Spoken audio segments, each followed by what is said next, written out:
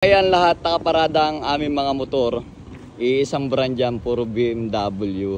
Andito tayo ngayon sa Albehod Cove. Ito ay matatagpuan sa Guimaras Island. Pagpasok mo ng gate, ito yung information. Makikita nyo kanilang pangalan dyan. Albehod Cove. Maliligo tayo sa dagat at mag-island hopping. Pagpasok mo dito sa kanilang entrada, makikita nyo na yung mga cottage na magaganda. Tapos dito parang restaurant siya. Pwede kayo mag-check-in doon. Ang daming room nila na available. Ayan. At dito sa bandang kanan, entrance siya ng beach. Sa shore lang din yung beach. So, lapit lang.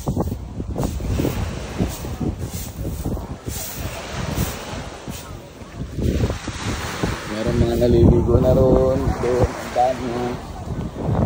May boundaries. Yung mga Mark Boys.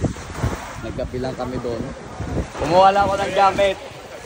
Ito na, mananawa kayo sa kapablog sa akin. Ayan na. Magpa-vlog yan. Kapablog tayo, eh. Oh, Boss Vic. Sikat na sikat na vlogger yan. Welcome to my vlog. Oh, Vic. Pati mapablog ka. Ayan.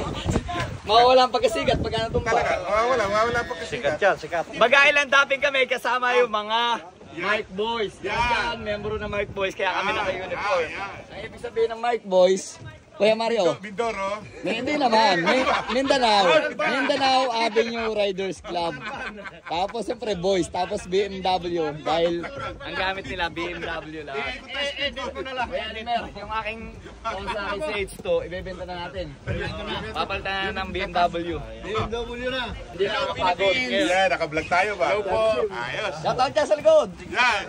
Ang paborito ko si Kuya Manny. Yan. Report ng bayan niya. Oo, hindi pa pwede maiwan. Naantay natin. Kahit anong mayari, naantay natin. Siyempre. Di ba, Major? Nakadalawang pansit tayo eh.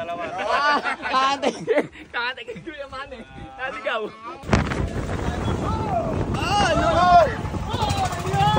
Halo, para lulubog.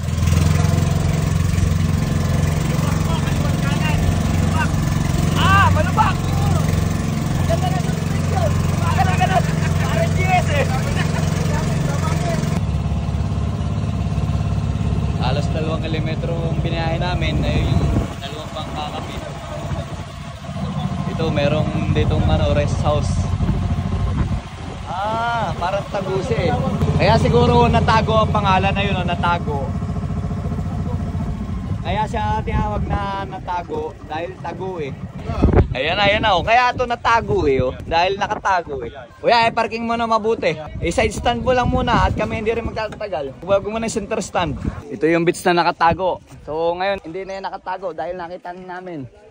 Pag ang Mark Boys ang bumanat, lahat na nakatago, makikita. Diba, Major?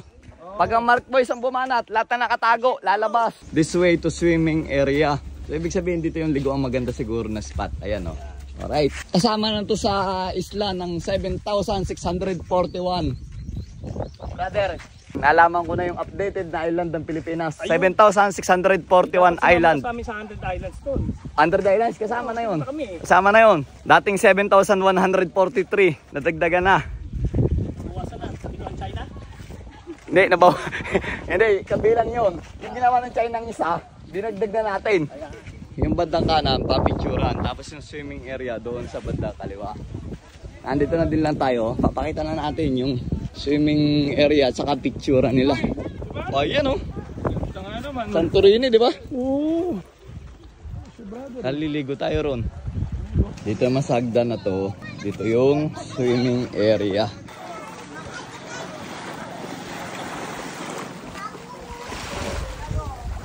Yan yung mga Mark Boys oh.